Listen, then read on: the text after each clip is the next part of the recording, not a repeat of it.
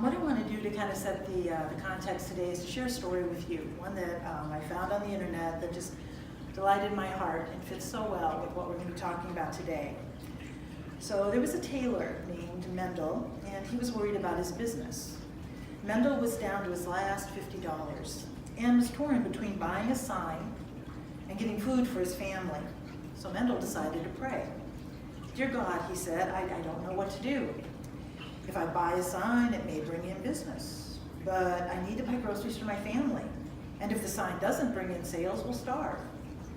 God replied, "Mendel, buy the sign. Don't worry, your family won't starve." So Mendel bought the sign and business took off. The tailor fed his family and all was well. However, as time passed, it became evident that Mendel couldn't keep up with the orders all by himself. He contemplated on hiring a helper, but wondered if he could afford it. So he asked God if getting help would be a prudent move. "Go ahead," God tells Mendel, "hire somebody, you'll do okay." So Mendel did, and business took off beyond his wildest dreams. After a time, the tailor decided to move to a larger site that would accommodate the growing demands of his business. So he surveyed certain locations and he found the perfect storefront. But the rental price was really, really steep. "God," Mendel prayed again, "I found the perfect place to relocate my business. But the cost of the lease worries me. I don't want to get in over my head." "Go ahead and get the lease on the store, Mendel," said God. "Trust me, you'll be okay. I haven't steered you wrong yet, have I?" So Mendel signed a lease on the Fifth Avenue store, and profits from his business went through the roof. Out of heartfelt gratitude, Mendel proposed to the Almighty that he dedicate the store to him. "How do you like the name Yahweh and Mendel?" the tailor asked. "Nah," said God. "Let's go with Lord and Taylor."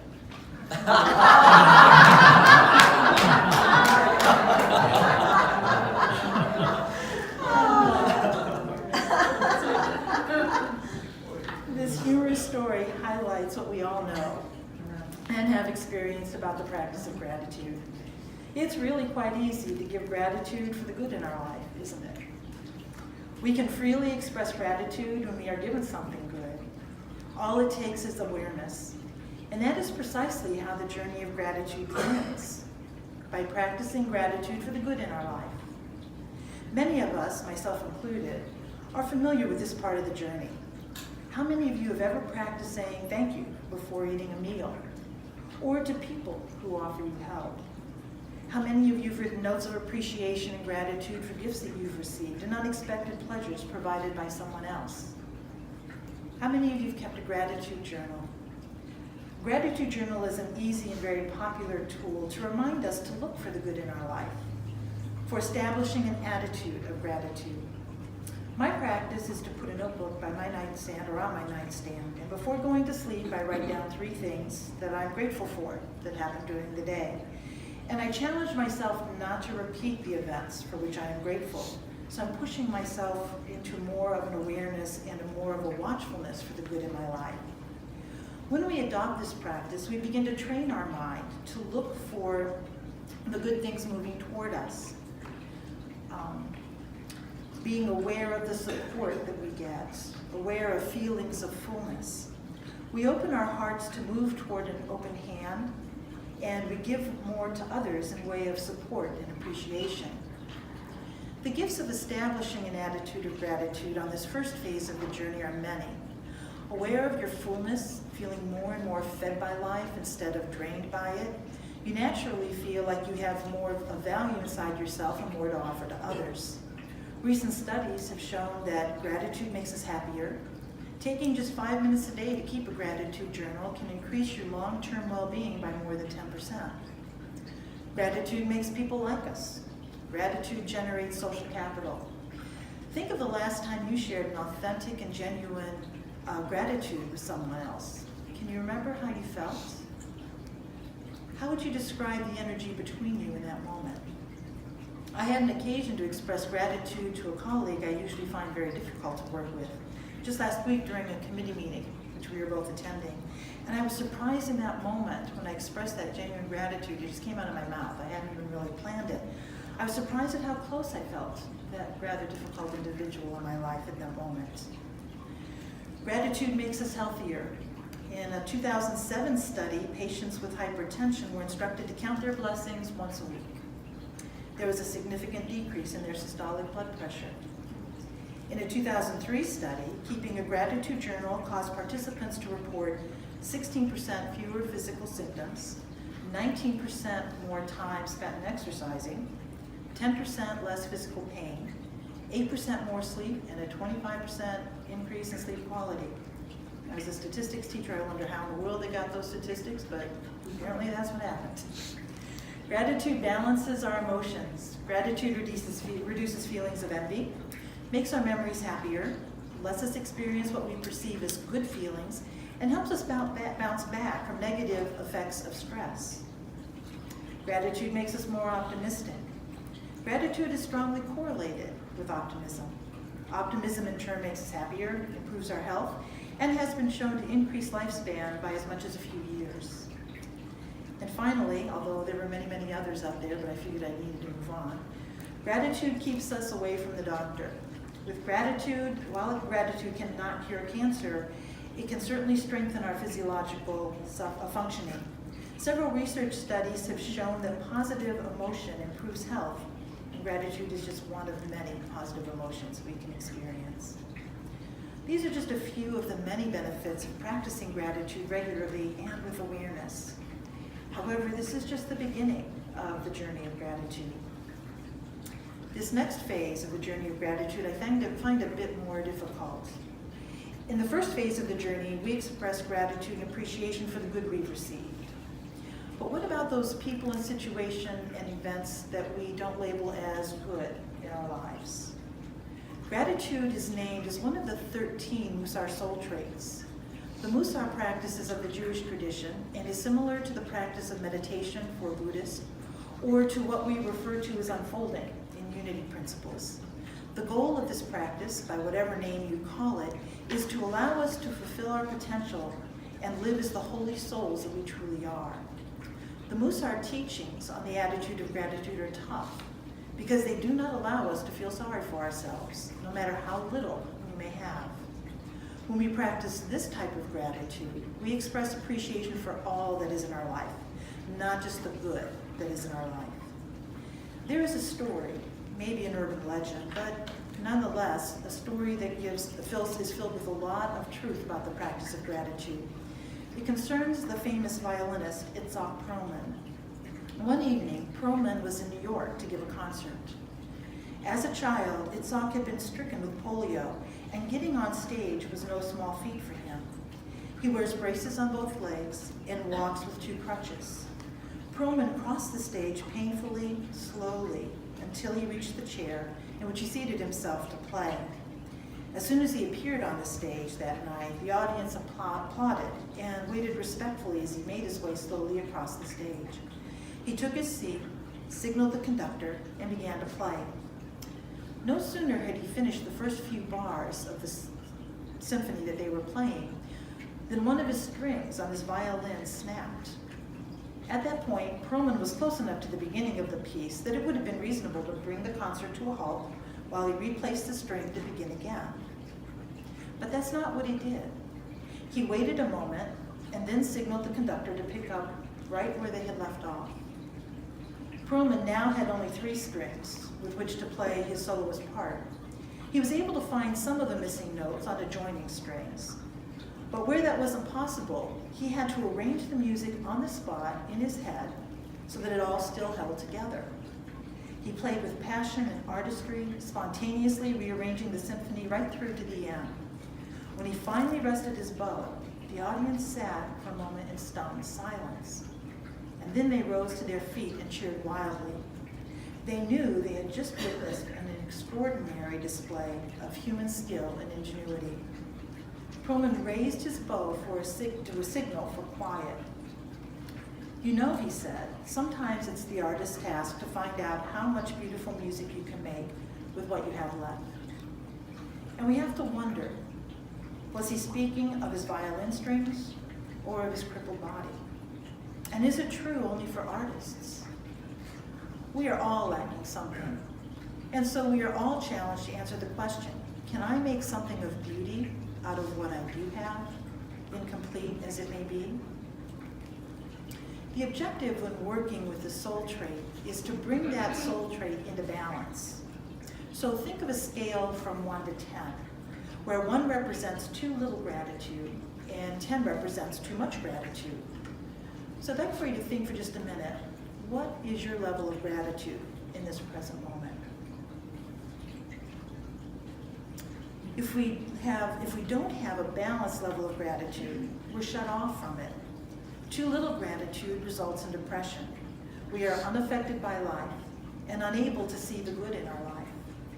Too much gratitude results in complacency. We take the good in our life for granted and we begin to feel entitled. Life presents us with both good and bad, and with balanced gratitude, not too much, not too little, we can first become mindful of the good in our life and then develop the ability to find the good in any situation, regardless of whether we judge it to be good or bad. The gifts of this phase of the journey are a sense of richness, a feeling of contentment, and an enjoyment of life that no amount of money or possessions can bring. The third phase of this journey of gratitude requires more than being grateful for the good we attract. It also requires us to move beyond developing the ability to finding the good in whatever we may have. The third phase of the journey takes us even deeper into the practice of gratitude. One of the Lojong slogans of Buddhism states, "Be grateful to everyone." While on the surface, this slogan may be instructing us to practice what we have discussed in the first 2 phases of this journey, there is more to the slogan at this phase than meets the eye. The slogan, "Be grateful to everyone," is really about making peace with the aspects of ourselves that we've rejected. When we make peace with the people we dislike, with the people who push our buttons, we are able to recognize and accept the disowned parts of ourselves. So being around people we dislike can be a catalyst for making friends with ourselves. And so we are to be grateful to everyone. So much of the difficulty we encounter in being grateful to everyone comes from the judgments we make and the assumptions we take as truth. I had the good fortune to visit the Columbus Museum of Art exhibition called A Measure of Humanity, which I believe is still showing. One of the displays in the exhibit that really caught my attention was an article which was entitled, "Before You Judge Others or Claim Any Absolute Truth, Consider." Before you judge others or claim any absolute truth, consider that you can see less than 1% of the electromagnetic spectrum and hear less than 1% of the acoustic spectrum. As you hear this, you are traveling at 220 kilometers per second across the galaxy. When I read that went right over my head because I don't think in metric, so I converted it. That is 132 miles per second, or 475,200 miles per hour. 90% of the cells in your body carry their own microbial DNA and are not really you. The atoms in your body are 99.999999999999% empty space, and none of them are the ones you were born with. But they all originated in the belly of a star. Human beings have 42 chromosomes, 2 less than the common potato that you may have had for supper last night. The existence of the rainbow depends on the conical photoreceptors in your eyes. To animals without cones, the rainbow does not exist. So you don't just look at a rainbow, you actually create it. This is pretty amazing, especially considering that all of the beautiful colors you see represent less than 1% of the electromagnetic spectrum. When I saw that, all I could say was, wow. When we realize how very, very, very limited our perception is, how can we be so certain about any fact or assumption we create, especially when it's about another human being? How do we create what we assume to be true about another? Well, psychologists tell us that we project the qualities we reject in ourselves onto the outside world. Pema Chodron, a Buddhist nun, meditation master, and teacher, suggests the following exercise. I did this, and it was really quite surprising, but it does take guts. She says, make a list of the people you don't like, people you find obnoxious, threatening, or worthy of contempt. And then, for each one of those individuals, come up with one word about each of the troublemakers in your life that describes why you find them so difficult to be with. And this is the hard part. Now, read down through your list and realize that this is probably the most complete list of your rejected qualities that you will ever see. This is a powerful exercise because we cannot see the rejected and disowned parts of ourselves. Since we project these aspects of ourselves onto others, the people who repel us unwittingly show us the aspect of ourselves that we find unacceptable, but still lurk in our unawareness. To put it another way, the Lojong slogan, to be grateful to everyone, is showing us that other people trigger the karma we haven't yet worked out. They mirror us and give us a chance to befriend all of that unknown ancient stuff that we carry around like a backpack full of granite boulders.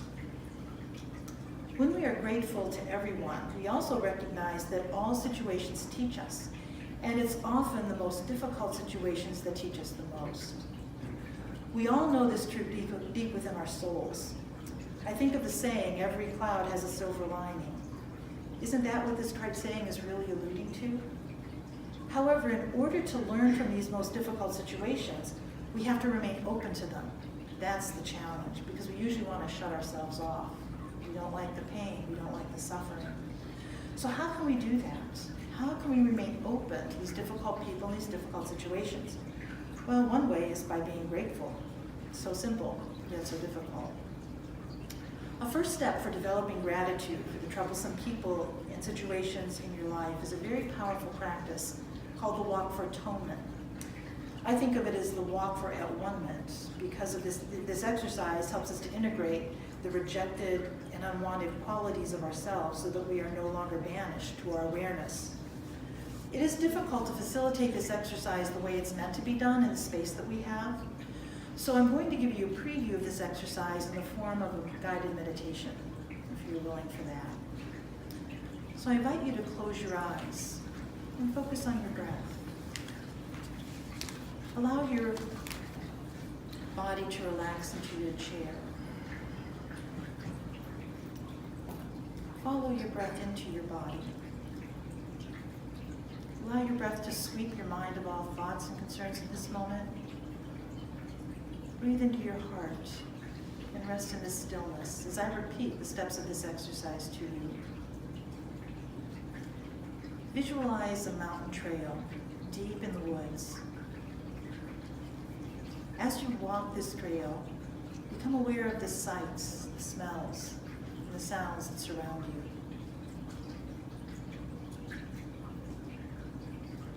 As you continue down this trail, you come to a set of stone steps that are carved into the trail.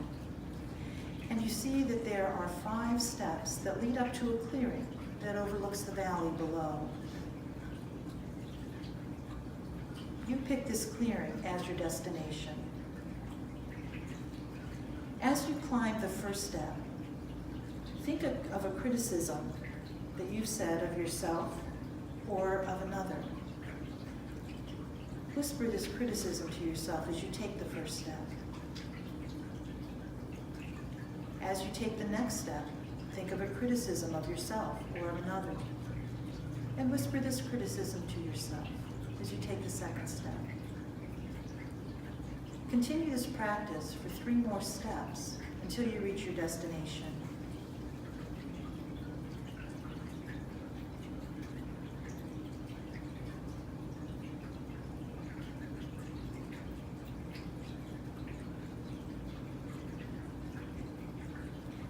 Now you are in the clearing that overlooks the valley. As you gaze on the beautiful scene below you, contemplate spans of time. You might want to begin thinking of time as being a spark in the center of your body. Just allow it to expand until it engulfs all of you. Allow it to expand further behind you into the past, ahead of you into the future, to either side of you into the present moment. Allow that to expand and expand until it can expand no more.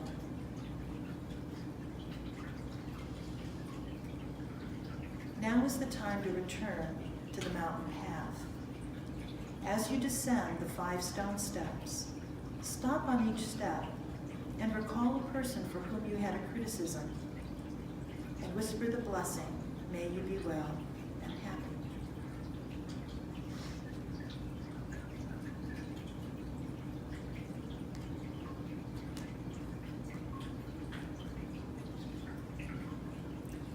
When you reach the mountain path, release all thoughts and events to the past.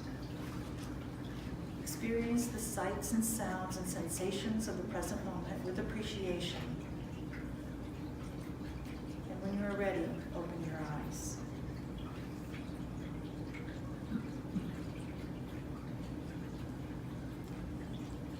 Take a moment just to notice how you feel. Do you feel differently than you did before doing this exercise? I usually notice some sense of relief from any upset that I'm suffering. Sometimes I notice a sense of lightness, definitely appreciation, sometimes acceptance, and sometimes an awareness of a new life emerging, new possibilities that I couldn't see before. This exercise can be a miraculous process and can be done regarding your life in general, or regarding a specific situation, or regarding a specific person. And of course, it's meant to be done as a walking meditation, actually physically out in a space similar to what I described. I put some copies of this exercise back on the literature table if you want to explore this more in depth on your own. What I've learned as I've practiced this walk for at one minute for many years now is that it is not wise to make expectations for other people. And I find this is especially difficult to do when it comes to those that I love the most. Because I want these special people to be happy. I want them to be fulfilled. I want them to be safe. And you know, I think that's a very natural and human desire. We all have it. And I don't think it's bad. But the problem with setting goals and expectations for others is that it's actually an aggressive act. If I'm truly honest when I reflect on my expectations for others, I'm really wanting some measure of success or some feeling of security and peace for myself, often at their expense. I can only see less than 1% of the electromagnetic spectrum. What I can't see and what I don't know is so much more than what I can see and what I do know. So how do I know what is ideal for anyone else? So how can I possibly know what another needs in order to experience life to their fullness, no matter how special they are to me? So what do we do when we encounter the difficult situations and difficult people in our lives? How can we practice the slogan to be grateful to everyone? The good news is that each one of us has the wisdom to know just how to operate and how to open up to these difficult situations. Awareness and surrender are all that are really required of us when we encounter these difficult situations and people. This path of not being caught up in our own ego is a process of surrendering to situations with the goal of communicating rather than winning. Compassionate action, compassionate speech, they're not just one-shot deals. It's a lifelong journey. It begins with making sure that our humility is in balance, that we're taking up the right amount of space. We're not taking up too much space living in arrogance. We're not taking up too little space living in self-abasement. I found in my own experience that when I'm taking up the right amount of space, I am more aware and can remain open to explore many possibilities without judgment and without those hidden agendas that I seem to have. This is what I think of as surrender. From this space of balanced humility, we can see that we have a great deal to be grateful about, even when we face difficult situations and difficult people. We often become stuck in life, and we usually can't see where we're stuck. The difficult situations and people we encounter show us those blind spots. And if we're open and in a place of surrender, we can make peace with these difficult situations and people. And notice that our egos will get smaller and our true essence, those holy selves that we are, become a little bigger. It's actually through these difficult situations and people that our compassion for ourselves and for others is increased. So what I've noticed about this journey of gratitude and its three phases is that it's a lifelong trek. Sometimes I'm in phase 1, sometimes I haven't even started in phase 1. Sometimes I'm up in phase 2. Occasionally I make it to phase 3 only to fall back to the introduction before phase 1. So we're constantly going forward and backward. And I'm discovering that this journey is the destination itself. It's really all about the journey. It's not that we ever really arrive. It's all about the journey. Since we never arrive, we continually evolve to fulfill our potential to live as the holy souls that we are. So I'd like for you to take just a moment to reflect on where you are in this journey of gratitude. What are your next steps to evolve into the holy soul that you are? I'd like to leave you with this affirmation today. I am grateful for the perfection of all life. Please join me in saying that again. I am grateful for the perfection